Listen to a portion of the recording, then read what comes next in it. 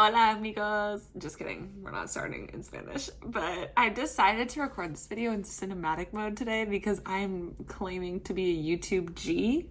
And that's what a YouTube G would do. Just kidding. I'm not there yet. She's on her second YouTube video and thinks she's a master. Anyway, today is a new day. Welcome to my second video. Thank you for being here. So today is a really cool topic. Actually, it's based off of a comment that somebody else left on the last video. And they said, can you do the lessons that you wish you knew at 17? And yeah, I can do that. I'm actually gonna do 11 things I wish I knew at 17 because my angel numbers are 11, 17, and it's a magical combination. So we're gonna do that. I'm like trying to get the last drop of this brain dust out of this cup. Brain dust by Moon Juice, for real. All the ingredients for focus, like all of the adaptogens for your brain. For real, I'm obsessed. And I have a discount code, so go to the link in my bio or go to emonthebrain.com and get you some brain dust so you can be tapped in like I am right now. Okay, anyway, let's get into it with number one. Number one is a big one, and I love it. I really need some water. Hold on. I know this looks like some dirty ass water, but really, there's just like remnants of cinnamon and brain dust. Anyway, okay, so number one, the first thing that I would tell myself at 17, which is honestly like the ideal age to tell myself this, it would be, you are never going to know what you want to do for the rest of your life. And this is so crucial because actually I was sitting at the pool with my friend and this undergrad that I'd never met, but of course we were talking. And he's like, I might want to go to med school, or I might want to go do research. I'm really not sure. And he goes, I just don't know what I want to do for the rest of my life. And when I heard that, like it just, something in me clicked because I probably have said that as well, but it just sounded so ridiculous. And I don't know, it might be a hot take, but you are never going to know what you want to do for the rest of your life. Like what you want to do is always going to grow and change and evolve because we are always growing and changing and evolving. If you're not growing, you're dying. So like you can only expect for what we want to do to grow and change and evolve. And that doesn't mean like we need to switch up our job every 24/7, every 2 seconds, but like, you know, I went into college thinking I wanted to be a biology major and wanted to be like a PA or like a, I don't know, something along those lines. And then I realized I love neuroscience. Then I realized I wanted to do research, and I thought I wanted to be in a lab for the rest of my life. And then I realized I didn't want to do that. And now I'm doing this. So, and I never could have planned for this, and I never could be where I'm doing. I could never be doing this right now with the knowledge that I have. If I didn't chase the dream of being in a lab for the rest of my life, you know? So I would just tell myself, like, do what you want to do right now and see what happens. Okay. So also though, one more thing that, you know, flow with the changes in life. Like life is all about change, and flow with those currents, because resisting the currents is when you start to feel suffering. Yeah, so, you know, don't resist, just go with it. Anyway, number two was really helpful to me when I first started up social media. My friend Kelsey told me this. Shout out Kelsey, I love you. She said, when I was dealing with the haters, she said, don't take criticism from someone that you wouldn't also take advice from. Would I take advice on neuroscience and content creation from user 9423569? Or no, I wouldn't. I wouldn't take that advice. So why would I take their criticism? You know? Yeah. Okay, number three. Number three is the comparison that I think I almost ate that fruit fly. We're on number three. Yeah. So comparison is the thief of joy. Comparison is a thief of joy. Actually, I call it comparisonitis. It's an illness. you know, if I put on an outfit or I do my hair, I don't ever do my hair, but you know, and I go out and I'm liking it, I'm feeling myself, but then I see somebody else and I compare myself to them and I'm like, oh, like if only I was blonde. Like that's gonna just completely take away my joy of like how I was feeling myself, you know? And it's the same way, like say I got an 85 on an exam, or I mean, when I was in school and somebody else got a 90 and I was happy with that 85 because I've never even passed that exam before. And now I got an 85 and I'm like, hell yeah. But the person next to me got a 90. Like if I compared myself, that would steal my joy because they did better. And now I'm like, why am I not on that level? No, only compare yourself to yourself and your past self and like how you're better than your past self. This is especially true with social media. People only show you the highlight reel. They don't show you everything and all the flaws and all their insecurities and what's going on in their mind. Like they don't show you all that. Even the like realistic day in the life videos, like they're still showing you what they want to show you. So there's that. Number four actually like is super deep in my heart, and even I like have to remind myself this sometimes. So 17-year-old Emily know this, but also like 24-year-old Emily know this now too. Trust and surrender. When I first integrated trust and surrender into my being, I wrote it everywhere. It was on sticky notes all over my room, all over my place, like everywhere. And it's really so important because first of all, it can be whatever you want it to be. Like you can trust in yourself, you can trust in God, you can trust in the universe, you can trust in your angels, like whatever that you're trusting and surrendering to, like you gotta pick something. Because otherwise you can have just so much anxiety about things like, oh, this will happen or that'll happen. Like I have to be worried about like whether or not this person is gonna make this decision, right? Because we have control over our minds, but we don't have control over all situations, people, and things. And so you have to surrender. Like you just actually have to, and you have to trust that everything is working out in your highest good all the time. And that doesn't mean that it's going your way. There's a difference, right? Trusting that things are going to work out in your highest good does not mean that you get what you want. Maybe you need to learn that lesson. Whenever anything goes wrong now, nothing really ever goes wrong. But whenever things don't go my way now, I just ask myself like, okay, well, what do I need to learn from this? Like, I know that this happened for my highest good. So what is it that I need to integrate? You know, what is it that I need to learn? What is the lesson that I need to take away from this? There's always something.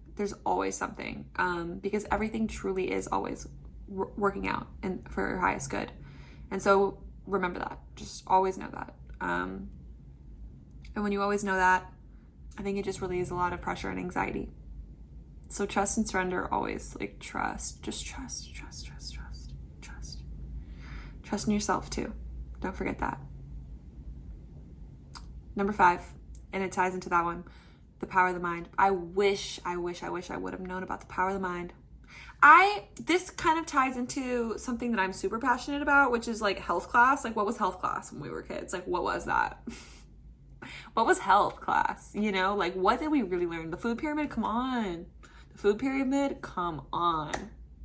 Well, what's the food pyramid? No, we should be learning neuroscience, the power of the mind, how to rewire your brain for like peak mental health, how to do certain types of breathing, how to regulate your emotions, like what the brain is, and like why it's not always like your fault. You are not your thoughts. Like that is the shit that we should be teaching kids in health class. So I wish that I would have known that, but now I know that, and so I'm here telling you that. But it was a huge turning point for me. I remember when I first learned about the power of the mind, I like made it my mission to rewire my brain in the way that I wanted it. I would go on morning walks every single day to get my morning sunlight, and I would walk as well. And you know, neuroplasticity and like new environments from walking too, like neuroplasticity just on go, right? And I was listening to my affirmations while I would do that. And I wired that shit in. I would be walking like just ear to ear, smiling so hard from listening to my affirmations on my walk. I'd be so happy. And people would really drive by me. I'd be smiling at cars and shit. And they would be like, thinking I'm on drugs. That people would really be asking me, like, I want what you're having. Like, people say that to me all the time. Like, I want what you're having. Because people think like I'm literally on drugs because I'm so happy and smiling all the time. But really what I'm on is rewiring my brain. So know that you are so powerful. You are so powerful for real. Like you are.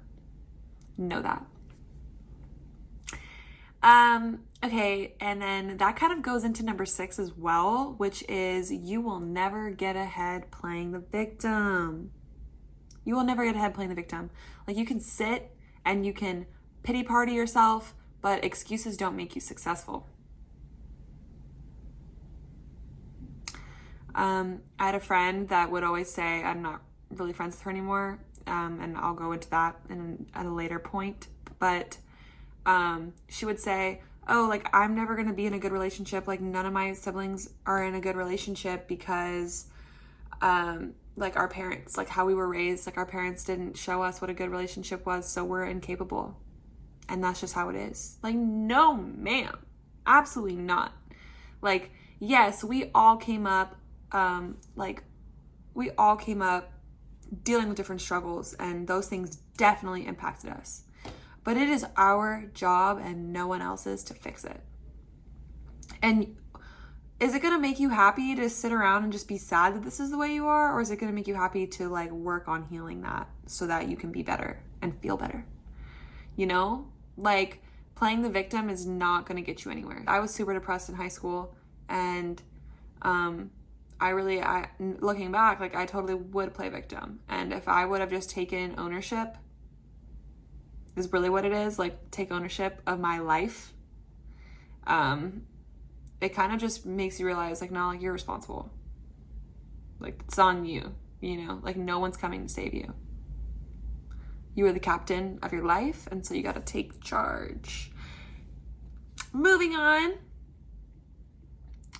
to number 7. Number 7 is a great number. Gotta drink my dirty water real quick.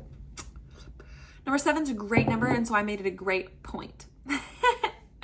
And this is like energy, environment, neuroscience, so cool. That your environment and the people you surround yourself with shape your brain and your life. And this is, like, so crucial, and this is, like, energy, but it also goes way beyond energy, but I'll tell you the energy part first. Like, think of your friends and places and environments as a stove. Like, Tony Robbins talks about this. Like, if you go into a room and the stove is on and you put your hand over the stove, like, it's gonna feel warm. I don't care if you're like, oh, like, my friends, because I used to do this, like, oh no, like, my friends are making bad decisions, like, that's okay, like, I won't. Like, no. If you go in a room and you go in that kitchen, you put your hand over the stove, it's gonna feel the warmth. You can pretend you don't feel it, but it's there. You feel it. Like, you could pretend your hand's not warm, but it's there, right? You're feeling it. So there's that. And that's the energy part of it. Like, energy doesn't lie. But also there's the neuroscience aspect of it, right? Like, actually, really super cool example. Super duper cool example. Tap into this one. Listen to this. Okay. So in undergrad, I actually studied learning and memory. And one of the projects that I worked on, it was studying learning and memory and how we remember things in time, depending on the context, right? So listen to this story. If you're walking down the street and you're in front of a blue house and you see a dog, and then you keep walking for 2 minutes, and then you see a red house and you see a cat, and you're like, oh, cute. And then you go home, you're going to remember seeing the dog and the cat, like, maybe 2 minutes apart, because that's how long it was, but you might also remember seeing them like 10 minutes apart, because it was different context. It was different, like, you saw them at 2 different places. But if you walk down the street and you see a dog in front of this blue house, and then you get a text and you check it on your phone for 2 minutes, and then you see a cat in front of the same blue house, when you get home later, you're going to remember seeing the cat and dog closer together in time because you saw them at the same place.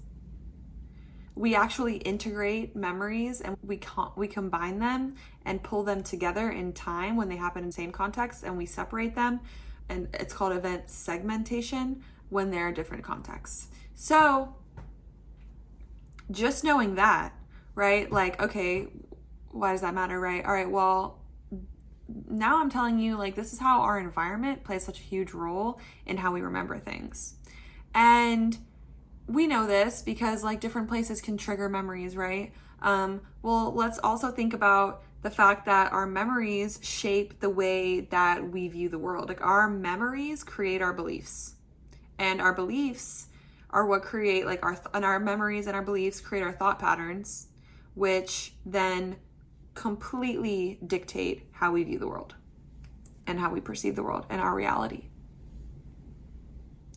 And so that's one way that the environment can play a role. There are many other ways. Actually, the area of the brain, the hippocampus, it's super important for learning and memory, but also it's super important for spatial navigation. So the same brain area that's responsible for learning and remembering things is also responsible for spatial navigation and environment.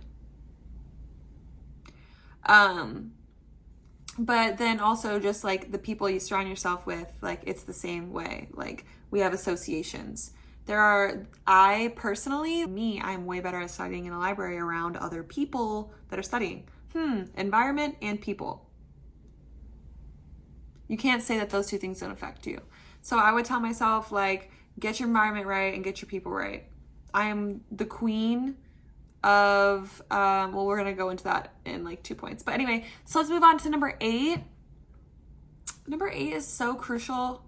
And I would tell myself, do not label yourself.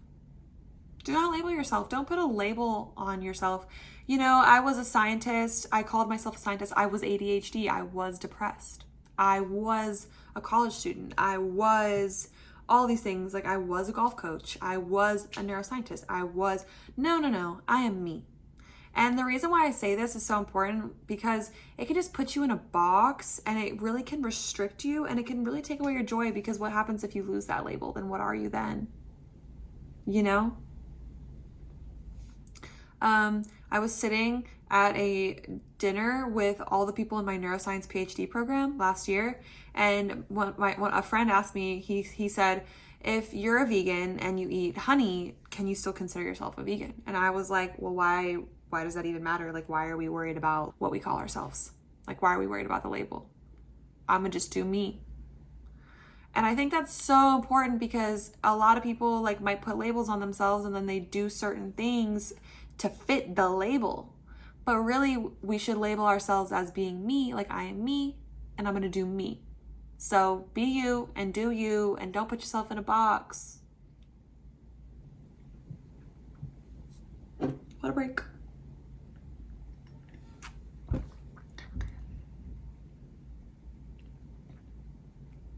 Number 9 hits so close to home. These all hit close to home. But number 9 is that you will be successful at anything you do if you do it with love and in service to others. Anything. You can be a salesperson. Imagine selling a car with the sole intention of like really wanting these people to be so happy. And if you have this intention and you're giving them so much love and like you really want to serve them, like imagine how good they're going to feel. They're going to want to buy from you. And like then you get excited because like you see that they're happy with this car, and then you're getting so excited for them, and they're getting so excited, and they're really going to want to buy it then.